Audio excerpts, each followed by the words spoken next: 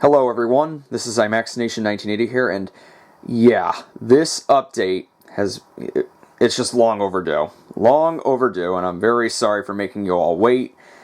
But, yeah, this is going to be the first part of a 2 or 3-parter. It's going to be a Blu-ray update, and it's also going to be an update concerning other things. Particularly some VHS tapes I got over the summer, and then, a birthday haul, so it's going to be either 2 parts or 3 parts. I'm not sure, but we'll see how it all plays out. So yeah, let's get started. Here we got the Beatles' Help, their second film, finally on Blu-ray. The packaging scheme, everything, it's the same as the 2007 DVD. It's like identical in almost every way. But that being said, it's great that this film is finally on Blu-ray, and there's one more Beatles film to come out on Blu-ray, A Hard Day's Night, and yeah, all the films will be out, except Let It Be, because of course Paul McCartney doesn't want people to see Let It Be. I kind of wish that he'd be okay with it coming out on DVD or Blu-ray, but yeah, keep circulating the tapes, and it comes with a booklet too. And what do I think of Help? I think Help is actually a fun film. I know some say it's a little too silly, but I thought Hard Day's Night was silly too. I mean, both films are very fun, but in a good way. Help is more of an adventure film. It feels a little more disjointed, if you ask me. But still, there's lots of great scenes in it, the soundtrack is good, and at times, it's a real riot. I think Hard Day's Night is a little bit better, but I like both of these films very much. If you haven't seen it and you like the Beatles, I'd say give it a watch. I'd say give all their films a watch. Especially Yellow Submarine. Yellow Submarine is awesome. So yeah, that's Help. And here we have The Hunchback of Notre Dame. Of course, this is part of Disney's dubious 2-movie collection thing that they've been doing for years now. But fortunately, they don't even mention the sequel on the cover. But I've ranted about this a gazillion times on my blog, so, yeah. We got the spine. All it just says is 2-movie collection. Gotta love how the back says 2 magical musical masterpieces, though. First one, yes. Second one, you kidding me? But if you like Hunchback 2, if there's someone out there who likes it, that's okay. I just don't like it.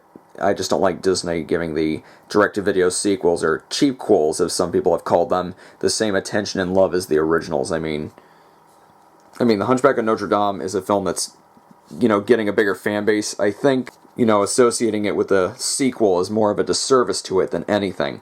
But it is worth picking up if you like the movie. I mean, the picture quality and sound quality are great. There's not too many bonus features on it. There's like 1 or 2. 3 tops. That's because the previous DVD, well, Disney didn't give the title any respect when it came to DVD in 2002, so the Blu-ray is pretty much just as bare bones. At least there's some stuff on it. I mean, the audio commentary is good. And I really don't need to show you the disc artwork because there's really nothing. I mean, with Disney Blu-rays, it's just the blue disc, the light blue disc for the Blu-ray, and the gray disc for the DVD. No artwork, just boring, plain, and tacky. Here we got Mulan. Unfortunately, there was no slipcover, so I had to get it without the slipcover. Yeah, meh cover, but this set, unlike Hunchback, is actually pretty good because it has quite a few bonus features on it. I think almost all the bonus features from the 2004 Special Edition DVD, which was a 2-disc set, have been ported over to this Blu-ray. So yeah, this is actually a pretty decent Blu-ray set. Definitely worth purchasing. You could say it brings honor to the Disney Blu-ray canon. And here we have The Emperor's New Groove.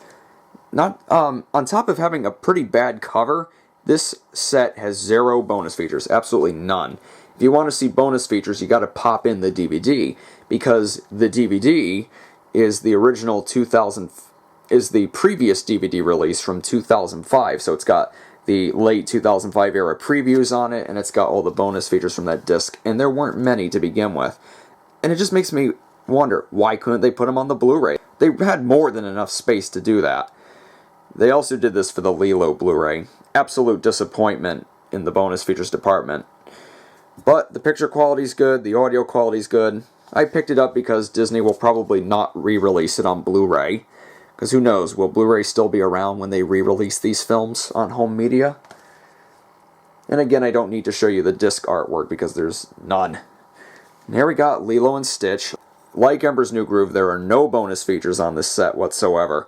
But there are some on the DVD because the DVD is a reprinting of the late 2002 release, complete with the previews from the era. But like Hunchback, it doesn't mention the sequel on the front cover.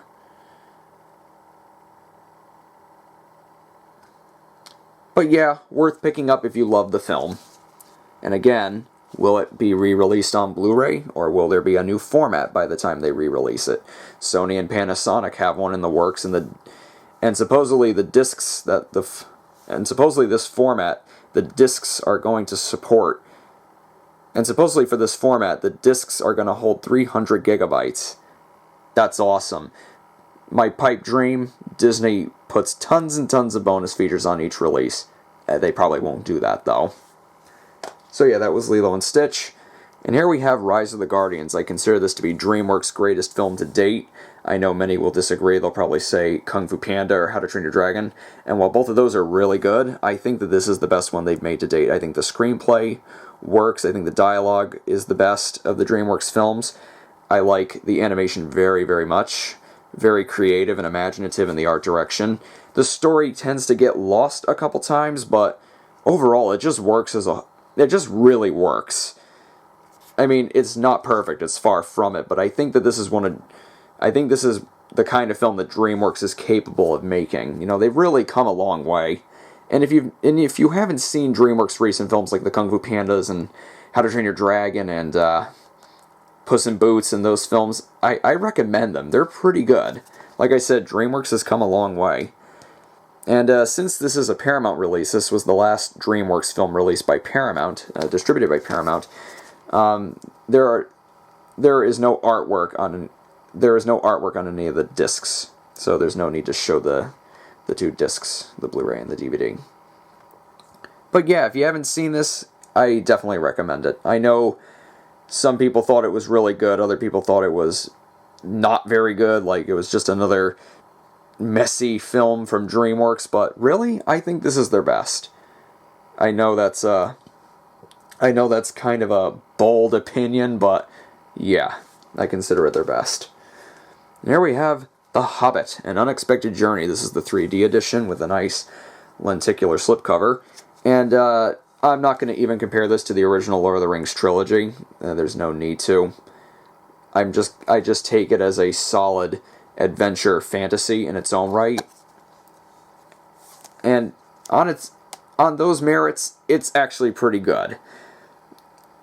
It's not earth-shattering, it's not the greatest, but I think it was pretty good. I thought it was pretty good. I really enjoyed it in the theaters, and I've enjoyed my subsequent viewings of it. And I am looking forward to The Hobbit, The Desolation of Smaug, and the third one too. I'm not like super excited for them, but I will check them out. What did you think of The Hobbit? Do you think it was good? Do you think it was decent? Interesting thing about this set, the 3D version, since this film is nearly 3 hours long, it's split over 2 3D Blu-ray discs, which is pretty interesting. But the regular Blu-ray has the entire film, but the 3D edition, the 3D version, it's split over 2 discs. And all the discs don't have artwork. Pretty thick case. And here we got Iron Man 3. Now, I really love this film. I know that a lot of people were divided. Like, some people really loved it, and some people really, really disliked it. I thought it was really good. I still consider the first Iron Man to be the best. If I were to rank the Marvel Cinematic Universe films from best to worst, it would be Iron Man, Avengers, then this. Followed by Captain America, Thor, The Incredible Hulk, and Iron Man 2. And yeah, I really enjoyed it. And if you enjoy these kinds of films, I recommend it. there are some particular elements in the film that I really liked, ones that I won't talk about because they're kind of spoilerific. But this is perhaps the most exciting of the Iron Man trilogy, even though I don't think it's the best. I think it's the most exciting of the trilogy and the most ambitious. It takes quite a few risks, and that's what I liked about it. I know a lot of people are going to disagree with that. I know a lot of people were very, very disappointed by this film. And that's okay. But I personally really, really liked it. And finally, World War Z. Now, this film surprised me. I was not expecting it to be any good. I saw the trailers, I saw the Super Bowl ad, and I was like, really? A zombie summer blockbuster? And it's like, yeah, they're trying to cash in on the zombie craze, you know. I knew it was based on a book, but I don't know, it just didn't pique my interest. But the reviews came in, they said it was pretty good, and one day I just decided to go see it, and I liked it. Now, it's got flaws. It's not a great film by any means, but as an action thriller, as a popcorn film, it's really, really good, and you should take it as such when you watch it. This is the Best Buy exclusive edition. It's got some extra content on it. It also has the unrated version, which I do think is better than the theatrical cut. The theatrical cut, watching it after the unrated cut, you could kind of tell that they had to crop some scenes and edit some scenes down to get a PG-13 rating, because if it got an R rating, it probably wouldn't have done as well at the box office, especially since the film was a very troubled production and it cost a lot in the end. I'm glad that it was a hit, though, because, you know, the press needed to be given a little run for their money, because, you know, they just love it when films seem like they're going to flop. You know, John Carter and Lone Ranger, and they just harp on it, and they're so ready for it to bomb. And this film defied. It was profitable. It was a success. Paramount has the sequel coming. But yeah, do I recommend it? Well, if you're looking for a little action thriller, some high-octane fun, yeah, this is for you. And interestingly enough, the regular case for the movie is different. Thought that was kind of cool. And yeah, I recommend watching the unrated cut. So yeah, that's World War Z. That was my Blu-ray update. Thank you for watching. This is IMAX Nation 1980, signing off.